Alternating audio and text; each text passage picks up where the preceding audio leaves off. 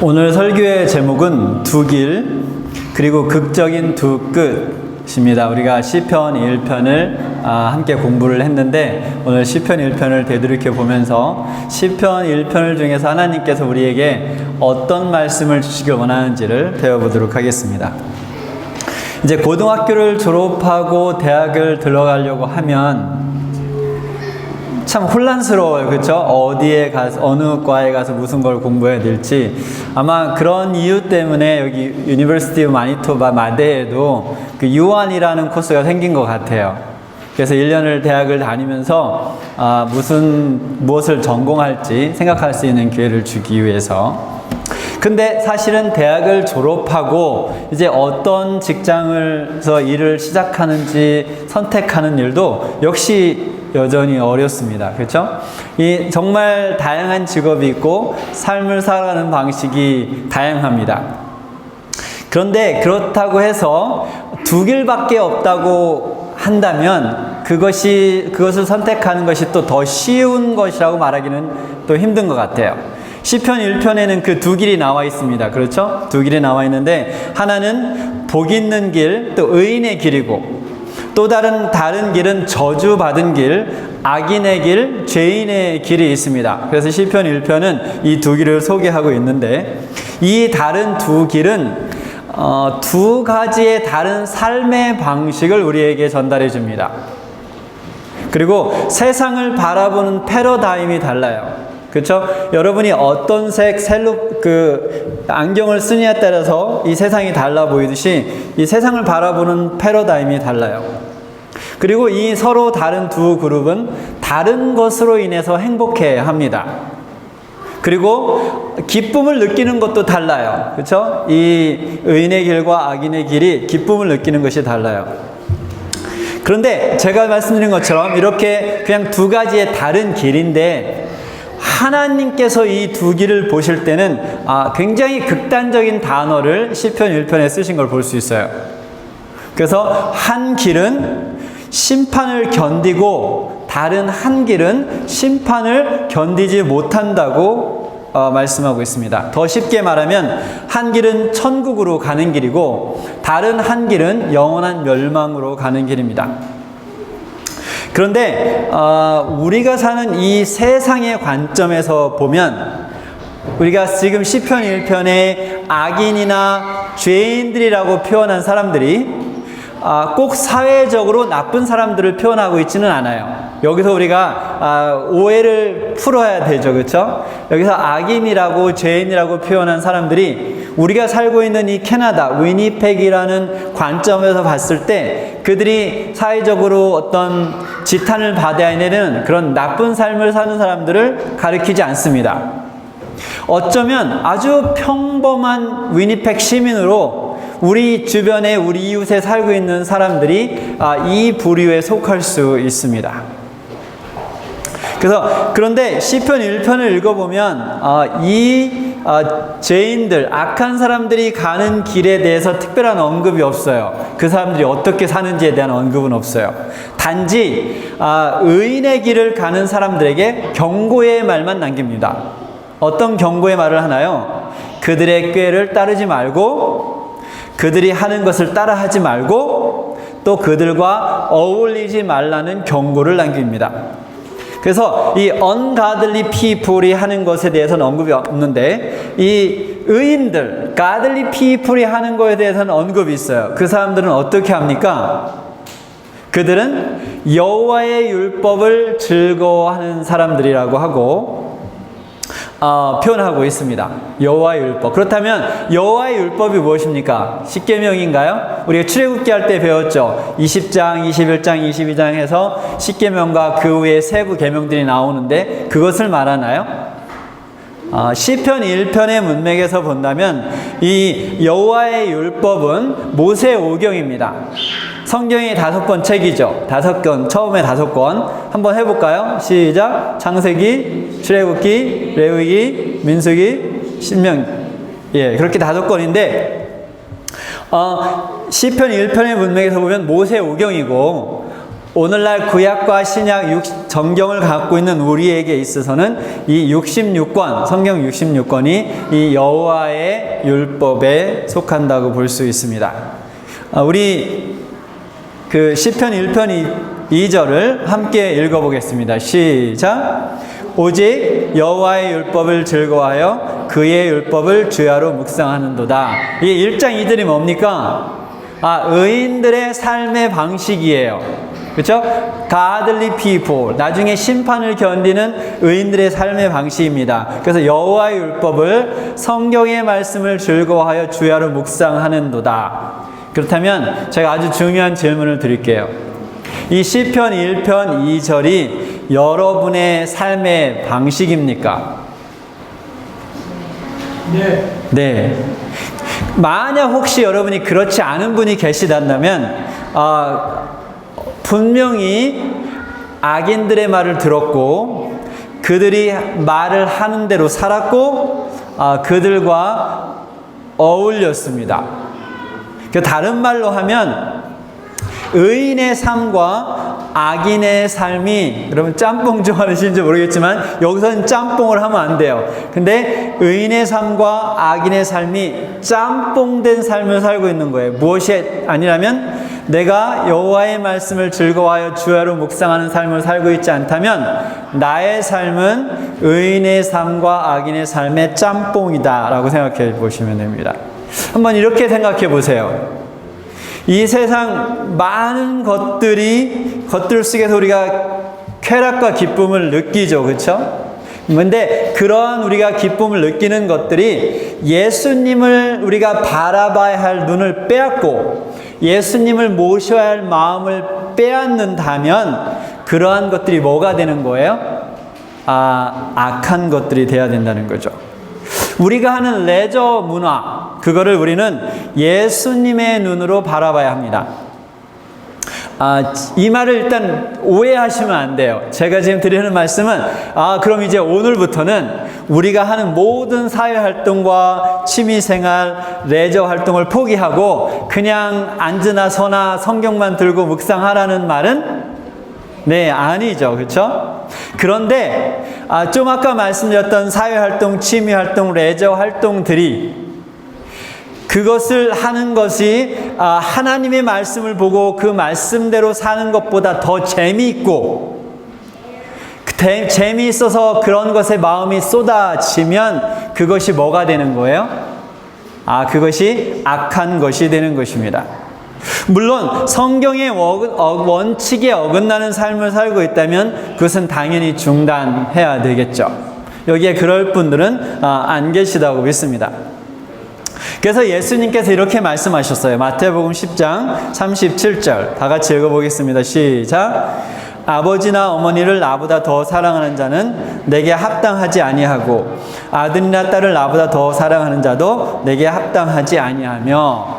그래서 이 기독교를 비판하는 사람들은 이런 성경절을 두고 비판합니다. 봐라, 부모 자식도 모르는 그런 종교라고. 그렇죠? 그런데 우리가 이 말 뜻을 잘 이해해야 돼요. 만약 여러분이 가족을 너무 사랑해서 여러분이 남는 시간 동안 오직 가족에게 몸과 마음과 영혼을 다 바치고 예수님의 말씀을 듣고 따를 시간이 없다면 가족을 사랑하는 것이 뭐가 된다는 거죠? 악한 것이 된다는 거죠. 그리고 결국은 그것이 가족에게 더 플러스가 되는 일이 아니기 때문에 예수님께서 이런 말씀을 하셨죠. 그리고 만약 여러분이 하고 있는 취미 활동이 아무리 좋은 것이라고 할지라도 여러분이 생업이라고 할지라도 그것을 하느라고 정신이 없어서 예수님의 말씀을 듣고 따를 시간이 없다면 그것들이 뭐가 되는 거예요? 악한 것이 된다는 것이죠. 그래서 그것이 무엇이든 그것이 누구든 하나님과의 관계의 장애물이 된다면 그것이 악한 것이 된다는 것이 시편 1편의 말씀입니다. 그러면 이제는 이 1절과 2절을 다른 각도에서 한번 살펴보겠습니다. 여러분 직업을 갖고 일하시는 분들이 계시죠? 네, 여러분 돈이 필요하기 때문에 어쩔 수 없이 그 일을 하고 계십니까? 아니면 그 일이 좋아서 하고 계신가요? 뭐 굳이 대답 안 하셔도 괜찮습니다. 여러분이 하고 있는 일에서 기쁨을 느끼고 있습니까? 아니면 돈 때문에 하는 것이기 때문에 때가 되면 즉시 그 일을 그만둘 준비가 되어 있습니까? 여러분, 이렇게 안식일에 교회에 와서 예배를 드리는 것이 교인의 의무이고 또 이미 오랫동안 해왔기 때문에 와서 예배를 드립니까? 아니면 다른 교인들과 예배를 드리는 것이 너무 기뻐서 일주일 동안 이 하루를 기다리고 살고 있습니까? 제가 한 번은 그 어린아이에게 질문을 한 적이 있어요. 너는 왜 성경을 읽니? 이렇게 질문을 했습니다. 근데 그 아이가 어떻게 대답을 했냐면, 제가 성경을 읽지 않으면 아빠가 내가 좋아하는 TV 프로그램을 못 보게 하기 때문에 나는 성경을 읽을 수밖에 없어요. 여러분, 왜 그 아이가 이런 생각을 하게 됐을까요? 그렇죠? 왜 TV 프로그램을 보는 것은 재밌는 거고 성경을 읽는 것은 마음의 짐이라는 생각을 어디서 갖게 됐을까요? 이것이 바로 악인의 꾀를 따라 사는 것입니다. 우리는 우리 주변에 있는 모든 것들이 우리를 하나님 쪽으로 이끌지 않아요. 우리가 보고 듣는 대부분의 것들은 우리를 하나님으로부터 멀리 데려갑니다. 근데 시편 1편 2절은 오직 여호와의 율법을 즐거워하여 그의 율법을 주야로 묵상하는 것이 나중에 하늘에 갈 사람들의 삶의 방식이라고 할 수 있습니다. 근데 여러분, 즐거움과 기쁨이 먼저 올 수도 있고 나중에 올 수도 있습니다. 이미 성경을 묵상하고 그 말씀대로 사는 것이 좋아서 밤낮으로 성경을 붙들고 있을 수도 있고, 이것이 바른 삶이고 행복의 길이고 나의 영혼의 양식이라고 배웠기 때문에 성경을 읽다 보니까 성경 속에서 즐거움과 기쁨을 찾을 수도 있습니다. 그런데 어느 그것이 먼저든 나중에 하늘에 갈 사람들은 어떤 레벨로 가야 됩니까? 성경을 묵상하는 것이, 성경의 말씀대로 사는 것이 삶의 기쁨이 되어야 된다는 것이죠. 우리는 여러분, 오늘 여러분이라는 이 존재가 이곳에 지금 앉아 있지 않습니까? 저와 여러분. 이 저와 여러분은 뭐냐면 오늘까지 우리가 살아온 삶의 방식에 의해서 꼴져진 사람입니다. 그렇죠? 내가 무엇을 먹고 무엇을 마시고 무엇을 보고 무엇을 듣고 생각하고 살았느냐에 따라서 오늘 나라는 한 사람이 이곳에 만들어진 거죠. 근데 시편 1편 3절을 한번 읽어보겠습니다. 시작. 그는 시냇가에 심은 나무가 철을 따라 열매를 맺으며 그 잎사귀가 마르지 아니한 같으니 그가 하는 모든 일이 다 형통하리로다. 이 시편 1편 3절은 누구를 말하고 있나요? 의인, 어떤 의인들? 예, 하나님의 말씀이 좋아서 주야로 묵상하는 사람들의 삶의 결과를 말하고 있죠. 그런데 우리가 이 3절을 조금 다른 시각으로 보면 좀 생각이 달라질 수 있어요. 세상에 우리는 이 지금 읽은 성경절을 우리가 살고 있는 이 세상의 관점에서 보고 이해하려면 사실은 이해가 잘 안 돼요. 이해가 잘 되십니까, 여러분은? 영혼의 관점에서 봐야 이 성경절이 이해가 되죠. 여러분, 물질적인 개념 속에서 이 시편 1편 3절을 보면 누구 이야기를 하고 있는 것 같아요? 의인들 이야기 아니면 악인들 이야기? 하나님의 말씀대로 살지 않고 제 맘대로 그냥 열심히 사는 사람들이 돈도 잘 벌고 잘 놀고 더 행복하게 사는 것처럼 보이는 것이 우리가 살고 있는 이 세상의 세팅입니다. 그렇지 않나요? 그래서 가끔 그렇게 말씀하시는 그 성도님들이 계세요. 나는 이렇게 열심히 살고 신앙 열심히 했는데 저 사람은 맨날 말씀대로 살지도 않았는데 왜 저 사람은 잘 되고 난 잘 안 됐을까? 그렇죠? 여러분 그런 생각 해보신 적 있나요? 그냥 자기 맘대로 뭐 아무런 것도 거침이 없이 그냥 먹고 싶은 거, 마시고 싶은 거, 놀고 싶은 거 다 하면서 돈 벌고 잘 놀러 다니고 하는 거 보면 부럽다고 생각하는 사람들이 있을 수 있다는 거죠. 그 사람들이 더 뭐합니까? 더 신나고 더 재미있고 더 행복하게 잘 사는 것처럼 보일 수 있다는 거죠. 뭐 하면 우리가 살고 있는 이 세상의 물질적인 관념 속에서 그 악인들의 삶을 보면, 그쵸? 제가 악인들이 나쁜 사람들이 아니라 그랬어요. 우리가 사는 이 세상의 관점에서 봤을 때, 그쵸? 하나님을 모르고 사는 사람들을 그냥 그렇게 표현하는 거예요. 율법을 어기고 타협하며 사는 사람들이 더 똑똑해 보이지 않습니까? 그래서 한국에서 이런 문제들이 교회에 가끔 있어요. 그래서 의대를 갔어요. 근데 의대 마지막 의사고시 시험이 안식일이었어요. 근데 한 명은 같은 교회에서 있었는데 A는 가서 그냥 시험을 봤고 B는 시험을 안 봤어요. 그래서 B는 의사가 못 되고 그냥 일반 회사를 다니면서 그럭저럭 삶을 꾸리고, 이 A는 시험을 봐서 의사가 돼서, 그리고 나중에 이제 돈을 잘 벌고 다시 이제 교회 잘 다니고 교회 장로도 되고 또 교회에서 일도 열심히 하고. 근데 이 B는 시험을 안 봤는데 그냥 삶이 그냥 그저 그래요. 그럼 이 B가 이 A를 보면서 어떤 생각이 들까요? 누가 더 시냇가에 심은 나무처럼 번성한 거예요? 네, 율법을 어기고 안식일에 시험을 보고 의사가 된 사람이 더 번성한 것처럼 보이고 그 사람이 한 것이 더 똑똑한 것처럼 보일 수 있다는 거죠. 그래서 지혜자는 이렇게 경고합니다. 잠언 24장 1절에 보면 너는 악인의 형통함을 부러워하지 말며. 그러네요. 시편 1편 3절이 의인에게도 적용이 되지만 누구에게도 적용이 됩니까? 악인에게도 적용이 되네요. 그래서 너는 악인의 형통함을 부러워하지 말며 그와 함께 있으려고 하지도 말라. 여러분 이 3절도 앞에처럼 다른 관점에서 한번 보도록 하겠습니다.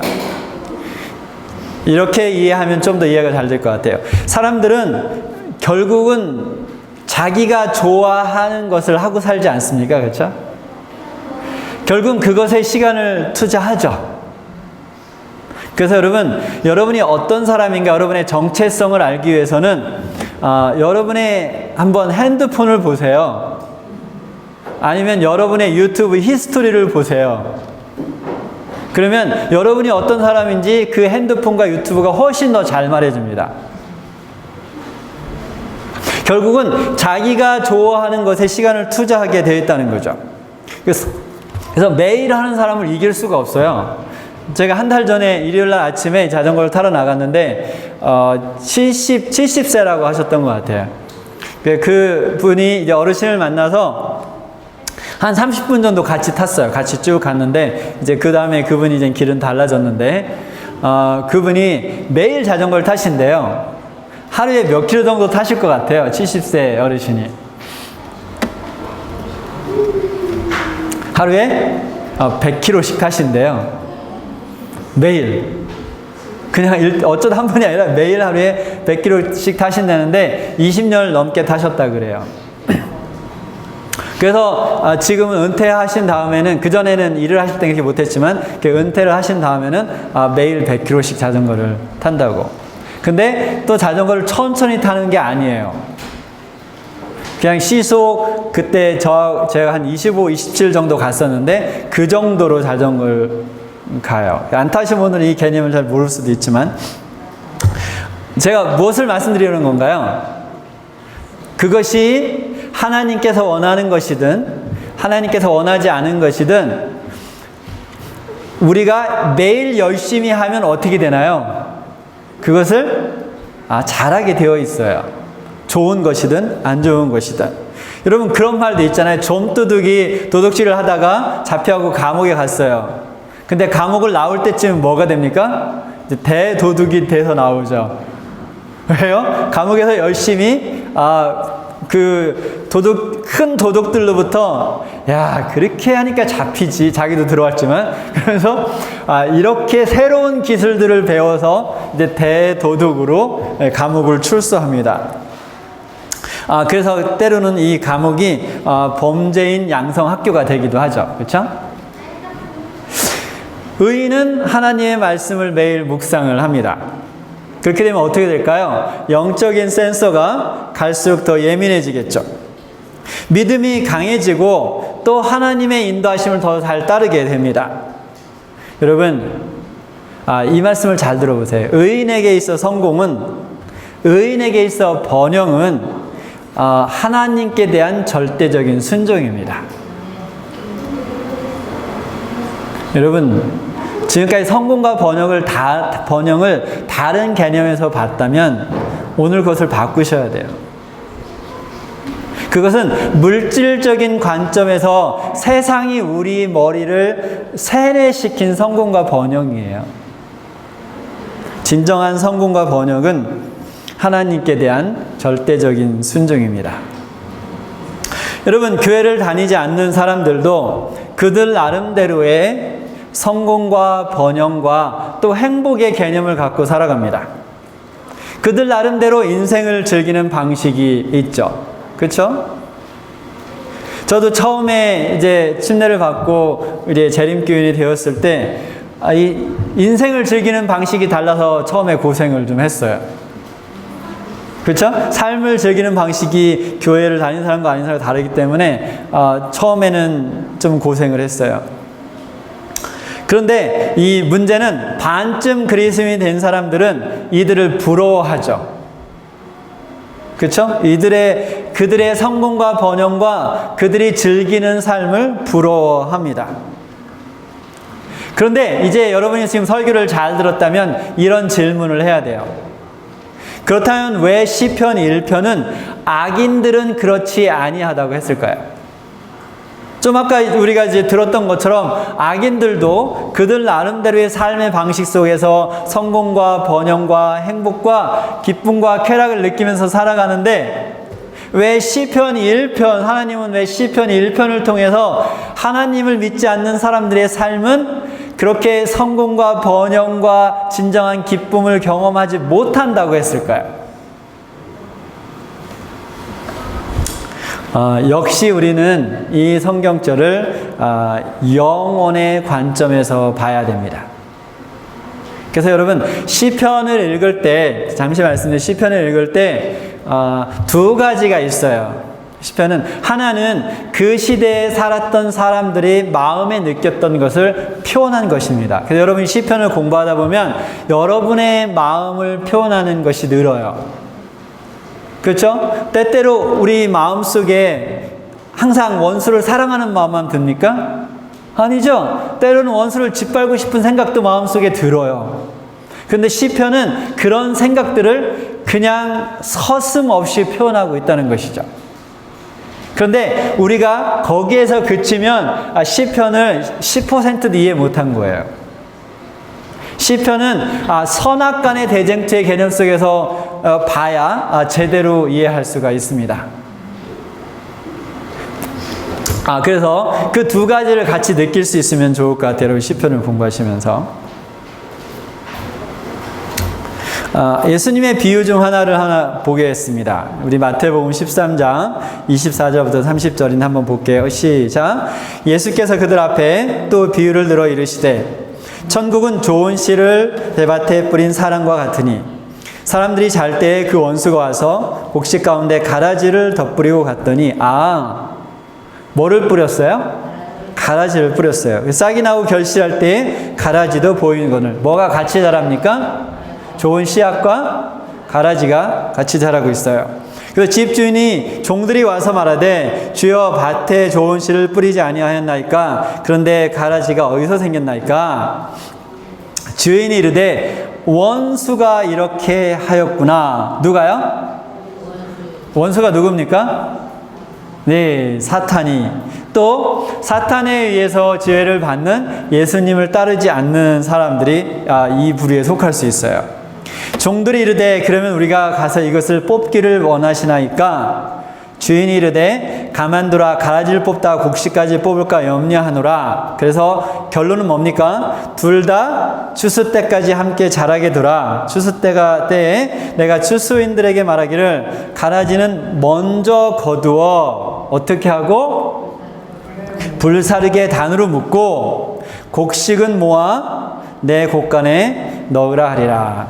이 지금 비유를 통해서 무엇을 알 수 있습니까? 좋은 곡식과 가라지가 추수 때까지 함께 자라는 것을 볼 수 있죠. 그래서 이 말은 추수는 뭡니까? 예수님이 재림하시는 날이에요. 그래서 예수님께서 재림하시는 날까지 의인과 악인과 교회를 다니는 사람과 다니지 않는 사람들이 어떻게 삽니까? 더불어서 이 지구라는 이 삶의 바탕 속에서 함께 살아간다는 것이죠.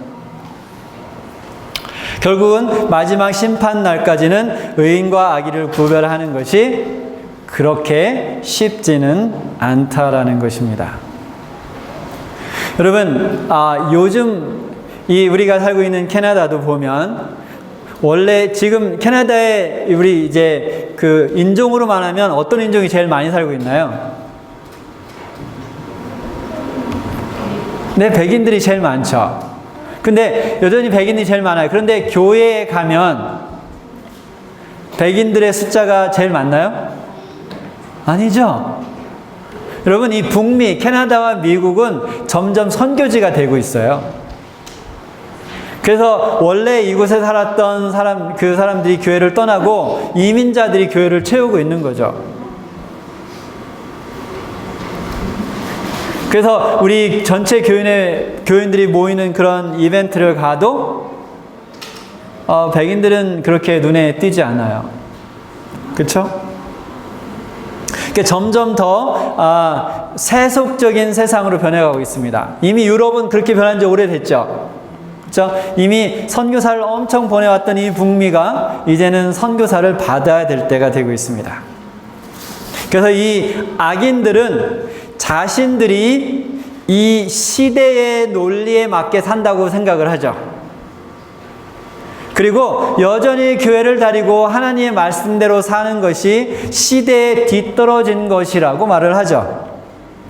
그리고 시대착오적인 사람들이라고 비웃기까지 합니다. 그래서 일터에서 신앙 종교 이야기를 하면 비웃음을 받기도 하죠. 아직도 교회 다니는 사람들이 있어? 이렇게. 또 그런데 안타까운 것은 우리가 이 세상을 보면 세상이 어떻게 돌아가는 것 같습니까? 성경 말씀대로 돌아가는 것이 아니라 그들이 말하는 것처럼 돌아가는 것처럼 보이죠. 왜 그럴까요? 우리가 그 원수의 이 테리토리 영역에서 살고 있는 거예요. 그리고 그들이 다수기 때문에 우리가 그들이 사는 삶을 관점을 맞추고 보면 그들이 바르게 사는 것처럼 보일 수밖에 없다라는 것이죠.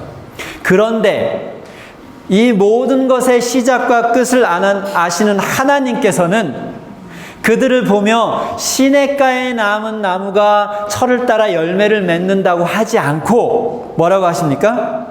그들을 바람에 나는 겨와 같다고 했습니다. 이것을 그 시대적으로 알 수 있는 이 나이가 된 사람들이 계신 분도 있고 모르시는 분도 있을 텐데, 옛날에는 이렇게 곡식을 털어가지고 이렇게 털었죠, 그렇죠? 이렇게 털면 바람에 뭐는 날아갑니까? 그냥 겨는 날아가고 곡식만 남았어요. 그런데 이 바람에 나는 겨와 같다고 했습니다. 그 겨를 여러분 어떻게 하나요? 다시 찾나요? 여러분 쓸어버리죠. 그렇죠? 흔적을 찾아올 수 없이 바람에 날아가 버립니다. 이런 것을 보고 전도자는 뭐라고 했습니까? 모든 것이 헛되고 헛되도다. 우리가 물질적인 관점에서 우리가 사는 세상을 보면 그들이 사는 것이 부럽고 그들이 그렇게 살아야 될 것 같이 느끼지만 영혼의 관점에서 보니까 하나님이 보시니까 그들의 삶이 뭐와 같대요? 바람에 나는 겨와 같도다. 왜 예수님께서 그렇게 말씀하실까요? 이게 채를 떠는 걸 이것을 성경은 뭐라고 표현하냐면 심판날로 표현을 합니다. 왜 그러냐면 그들은 하늘에 갈 수 없기 때문에 그렇습니다. 그들은 왜 그러냐면 둘째 사망을 맞이해야 하기 때문에 그렇습니다. 왜 그러냐면 그들은 영원히 사라질 것이기 때문에 그렇습니다. 우리 사랑하는 성도 여러분, 만약 아직 여러분이 하나님의 말씀을 묵상하는 것에 또 그 말씀을 대로 사는 것에 빠져 있지 않다면, 그것이 여러분의 삶의 기쁨이 아니라면 원수 사탄이 여러분 마음속에 가라지를 심어놓은 거예요. 우리 수도 없이 여러분 저희는 어떻게 가드닝을 한다고 말할 수 없이 조금 하지만 잡초를 한번 뽑으면 안 나나요? 뽑아도 나고 약을 뿌려도 나고 뽑아도 나고 잘라내도 나고 끊임없이 나죠. 여러분, 원수가 가라지를 한 번만 심고 안 심나요? 네, 밭에는 심을 때가 따로 있죠. 그렇죠? 근데 마음밭은 심을 때가 따로 없어요. 매일 심어요. 매 순간 심는 거죠. 우리가 정신을 놓으면 원수가 와서 가라지를 심습니다. 그래서 우리가 빨리 하나님의 말씀으로 뽑아버리지 않으면 가라지 밭이 되는 거예요. 가라지 밭이 돼서 성경을 열면 어떻게 됩니까? 졸리죠. 따분하죠. 그래서 읽고 싶지 않죠.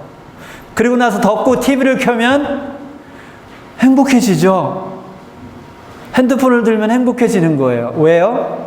이미 마음이 가라지 밭이 됐기 때문에. 여러분, 원수는 우리의 머리를 세뇌시켜서 악인들이 추구하는 행복이 진짜 행복이라고 믿게 만들고, 악인들이 추구하는 기쁨이 진짜 기쁨이라고 만들고, 그래서 그리스도인들이 거짓 기쁨과 거짓 행복에 속아서 그것을 쫓아가서 살다가 그들과 함께 멸망하길 바라는 것이죠. 그래서 지혜자는 우리에게 이렇게 경고합니다. 너는 마음을 다해 여호와를 신뢰하고 내 명철을 의지하지 말라. 너는 범사에 그를 인정하라. 왜 내 명철을 의지하지 말라고 했을까요? 내 명철은 오염이 되어 있어요. 우리는 원하든 원하지 않든, 여러분이 얼마나 영적이든 영적이지 않든, 지금 우리가 코로나 바이러스 때문에 마스크를 쓰고 별 것을 다 하잖아요. 근데 우리가 아침에 눈을 뜨는 순간, 우리가 핸드폰을 여는 순간, 우리는 바로 contaminated. 바로 이 세상에 오염돼요. 그렇기 때문에 우리는 계속해서 그것을 오염돼 있어요, 우리의 생각은. 그래서 그것을 무엇으로 씻어내야 됩니까? 하나님의 말씀으로 계속 씻어내지 않는다면 결국은 아까 말씀드린 것처럼 우리 마음은 가라지밭이 되는 거죠. 그래서 너는 범사의 그를 인정하라. 그런데 예수님을 어떻게 인정합니까? 우리가 말씀을 듣고 그 말씀을 통해서 예수님의 말씀을 듣지 않는다면 그를 인정할 수가 없겠죠. 그런데 우리가 그의 말씀대로 살기를 원할 때 예수님께서는 우리의 길을 지도하실 것입니다. 그래서 스스로 지혜롭게 여기지 말지어다. 네, 이게 위험한 거예요. 그렇죠? 내 말이 맞고 내가 똑똑한 것 같고 내 생각대로 사는 것이 바른 생각 같다고 하는데, 이 세상에서 가장 지혜로웠던 솔로몬은 뭐라고 말합니까? 스스로 지혜롭게 여기지 말지어다. 왜냐하면 우리의 이 명철은 오염되어 있기 때문이라는 거죠. 그래서 여호와를 경외하며 악을 떠날지어다. 이것이 내 몸의 양약이 되어 내 골수를 윤택하게 하리라. 시편 1편은 우리에게 비밀을 말해줍니다. 죄로 오염된 세상에 살고 있는 우리에게 매 순간순간 하나님께서 원하지 않는 정보로 가득 찬 곳에 살고 있는 우리에게 시편 1편은 비밀을 말해주죠. 진정한 행복과 기쁨의 비밀을 말해주고 있습니다. 진정한 기쁨이 무엇인지, 진정한 행복이 무엇인지, 진정으로 바르게 사는 것이 무엇인지 그 비밀을 시편 1편은 우리에게 말씀해주고 있다는 것이죠. 그것이 뭡니까? 여호와의 율법을 즐거워하며 그의 율법을 주야로 묵상하는 것이다. 그렇다면 여러분, 이제 여러분이 하나님의 말씀을 들었습니다. 그렇다면 이제 여러분이 어떻게 사셔야 되겠습니까? 세상에 의해서 세뇌된 여러분의 뇌를, 또 저의 뇌를 그리스도의 보혈로 씻어야 합니다. 그리스도의 보혈로 깨끗하게 씻어내야 합니다. 그리고 성령님을 우리 마음속에 초대하면, 지난주에 우리가 성전에 대해서 배웠죠, 그렇죠? 성령님을 우리 마음속에 초대하면 성령께서 우리로 하여금 하나님의 말씀이 즐거워서 그 말씀을 주야로 묵상하며 그 말씀대로 사는 것이 진정한 기쁨인 것을 깨닫게 해주실 것입니다. 매일 여러분 의도적으로 의인의 길을 선택하시기 바랍니다. 그리고 매일 의도적으로 악인의 길을 물리치시기 바랍니다. 진심이 담긴 기도로 성경을 여시기 바랍니다. 그리고 주님께서 하시는 말씀을 듣고 그 말씀에 순종하시기 바랍니다. 그러다 보면 여러분 성경이 꿀과 같이 달게 느껴질 것입니다. 다른 어느 것보다 여러분을 기쁘게 하고 여러분을 행복하게 해줄 것입니다. 이것을 느꼈던 시편 119편 저자는 103절에 이렇게 말합니다. 주의 말씀의 맛이 내게 어찌 그리 단지요. 내 입에 꿀보다 더하니이다. 여러분이 이런 삶을 살 때 여러분은 시냇가에 심은 나무가 철을 따라 열매를 맺으며 잎사귀가 마르지 아니함 같고 모든 것이 다 형통할 것입니다. 우리 모두 여호와께서 인정하시는 의인의 길을 가기를 간절히 바라면서 오늘 말씀을 마치겠습니다. 아멘.